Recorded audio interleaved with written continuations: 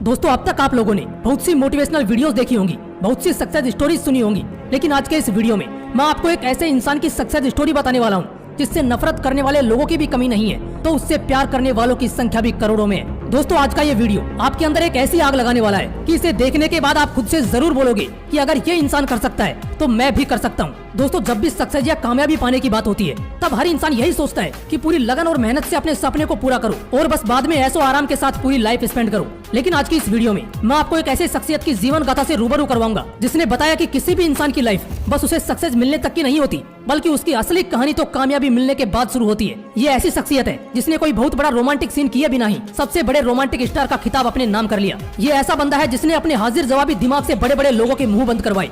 इतना सब कुछ बताने के बाद तो आपने गैस कर ही लिया होगा कि मैं किसकी बात कर रहा हूँ। अगर गैस कर लिया हो तो फटाफट उसका नाम कमेंट सेक्शन में लिख देना, और अगर नहीं गैस कर पाए तो कोई बात नहीं, इस वीडियो को देखने के बाद आप उस इंसान की रग रग से वाकिफ हो जाओगे। So let's start the video. दोस्तों, कहते हैं कि अगर किसी चीज को पूरी शिद्दत से चाहो तो पूरी कायनात उसे तुमसे मिलाने की कोशिश में लग जाती है। इसमें कोई दो राय नहीं है कि अगर तुम किसी चीज को बेइंतहा चाहते हो तो वो एक ना एक दिन तुमको मिलनी ही है। लेकिन इसके लिए हमें एक बहुत ही कठिन राह तय करनी पड़ती है, जिसमें हमें एक ऐसी नदी को पार करना पड़ता है जिसे किसी भी तरह की कश्ती या नाव के जरिए पार नहीं किया जा सकता। इसे सिर्फ अपने सपने के प्रति हमारी मेहनत और लगन की बदौलत ही पार किया जा सकता है। अगर हम इस चीज में फेल हो गए ना तो फिर कितना भी बड़ा लक्ष्य क्यों ना हो, उसे किसी भी कीमत पर हासिल नहीं किया जा सकता। और यह जो अपना सपना पूरा करने का पहला पड़ाव होता है ना, इस पहले पड़ाव में ही ज्यादातर लोग हार मान लेते हैं। सक्सेसफुल होने के बाद का पड़ाव तो दूर ही रह जाता है। हमारे आज की कहानी के हीरो ने दोनों पड़ाव देखे हैं और इन दोनों ही पड़ाव में वो पूरी तरह सफल भी रहा, और न सिर्फ सफल रहा बल्कि लोगों के लिए एक मिसाल बन गया। दोस्तों, ये कहानी शुरू होती है 2 नवंबर 1965 को, जब देश की राजधानी दिल्ली के एक मिडिल क्लास फैमिली में एक लड़के का जन्म होता है। ये लड़का बचपन से ही एक टैलेंटेड होनहार स्टूडेंट था। ये पढ़ाई के साथ साथ स्पोर्ट्स में भी टैलेंट से भरपूर था। स्पोर्ट में तो ये इतना बेहतरीन था कि अपने स्कूल के सबसे बेस्ट प्लेयर का अवार्ड इसने अपने नाम किया था। इसने मन ही मन ठान लिया था कि करियर बनाना है तो स्पोर्ट्स में ही बनाना है। इस सपने को पूरा करने के लिए वो रोज कड़ी मेहनत करने लगा। उसे दिन रात सोते जागते बस एक ही सपना आता कि वो एक बहुत बड़ा स्पोर्ट प्लेयर बन गया है। लेकिन एक दिन उसके इस सपने पर पानी फिर गया जब प्रैक्टिस करते वक्त उसको बुरी तरह चोट लगी। यह चोट इतनी बड़ी थी कि वह फिर कभी स्पोर्ट में वापसी नहीं कर सकता था। दोस्तों, दुनिया में हर इंसान की लाइफ में एक ऐसा मोड़ आता है जब लगता है कि सब कुछ तबाह हो गया है, और इसी मोड़ पर ज्यादातर लोग हार मान लेते हैं। लेकिन हमारे हीरो में कुछ खास बात थी। जिंदगी से इतनी बड़ी ठोकर खाने के बावजूद वो रुका नहीं। उसने खुद के अंदर छिपे दूसरे हिडन टैलेंट को खोजना शुरू किया और उसे इसमें कामयाबी मिल भी गई। उसने खुद में पाया कि वो एक रियल लाइफ हीरो जरूर बन सकता है, मतलब फिल्मों की दुनिया में अपना करियर बना सकता है। इस सपने को हकीकत बनाने के लिए उसने थिएटर ज्वाइन किए और इतनी मेहनत की कि वहाँ उसके टैलेंट का जादू सिर चढ़ के बोलने लगा। लेकिन इसी बीच उसके पिता की मौत हो गई और उस वक्त उसकी उम्र थी मात्र 16 साल। जरा सोचो, एक 16 साल का लड़का जिसका बाप मर गया हो, वो आगे अपनी जिंदगी में क्या एक्सपेक्ट करेगा। दोस्तों, सफलता की रेस में जिंदगी बीच बीच में ऐसे हथौड़े मारती है कि उनकी चोट सह पाना बहुत मुश्किल हो जाता है। उसके पिता की मौत भी ठीक उसके लिए उस हथौड़े की चोट की तरह थी जिसे सह पाना बहुत मुश्किल था। इस घटना से वो कुछ समय के लिए सहम गया क्योंकि वो अपने पिता के बहुत ज्यादा करीब था।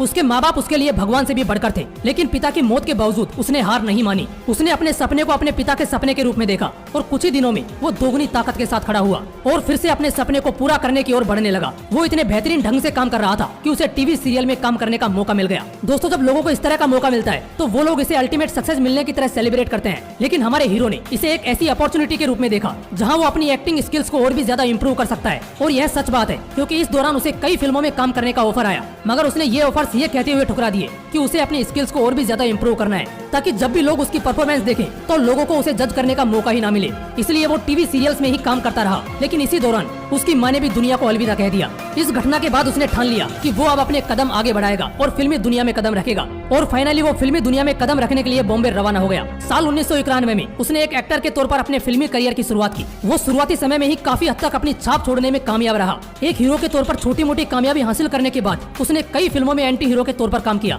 और फिर साल 1993 में उसकी फिल्म आई बाजीगर। इससे भी वो लोगों का मन जीतने में कामयाब रहा। एक हीरो के तौर पर तो उसने कई अवार्ड जीते, मगर एक विलन के रूप में भी उसने कई अवार्ड्स अपने नाम कर लिए। ये उन चुनिंदा लोगों में से एक था जिसने हीरो और विलन दोनों ही किरदारों से लोगों के मन में जगह बनाई हो। ये तो बस शुरुआत का समय था और शुरुआती समय में ही इसने इतना कुछ हासिल कर लिया। लेकिन इसकी जिंदगी का असली टर्निंग पॉइंट तो साल 1995 में आया जब इसकी फिल्म दिलवाले दुल्हनिया ले जाएंगे रिलीज हुई। इस फिल्म ने ऐसे ऐसे रिकॉर्ड तोड़े और बनाए जो आज भी मजबूती से बने हुए हैं। दोस्तों, इस फिल्म की गिनती आज भी इंडियन फिल्म इंडस्ट्री की सबसे बेहतरीन और सबसे ज्यादा कमाई करने वाली फिल्मों में की जाती है। इस फिल्म ने हमारे हीरो को इंडिया के रोमांस किंग की उपाधि दिलाई। यहाँ तक कि इनका comparison the great Dilip Kumar से किया जाने लगा। इतनी बड़ी सफलता के बावजूद आगे का समय कठिनाइयों से भरा रहा। उसने कई फिल्में बनाई, कुछ चली तो कुछ बुरी तरह से पिट गई। उसने अपनी एक प्रोडक्शन कंपनी खोली ली, लेकिन उसमें भी भारी नुकसान सहना पड़ा। लेकिन वो कहते हैं ना, जब समंदर पूरी तरह शांत होता है तो उसे हल्के में नहीं लेना चाहिए, क्योंकि वो आने वाली सुनामी का संकेत होता है। हमारा हीरो भी एक शांत समंदर ही था, क्योंकि जैसे ही उसने 21वीं सदी में कदम रखा, यानी कि जैसे ही साल 2000 शुरू हुआ, हर फिल्म के साथ वो एक नया कीर्तिमान रास्ता चला गया।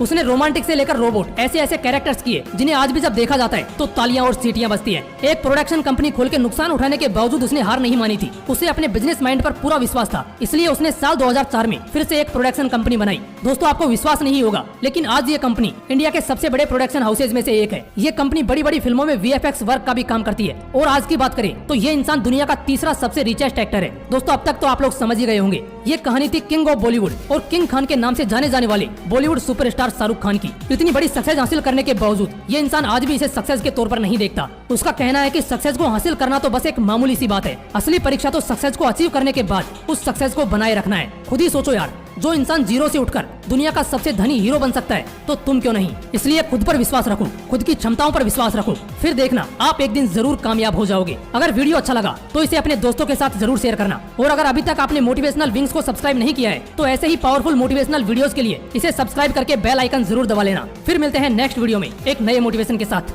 जय हिंद, वंदे मातरम।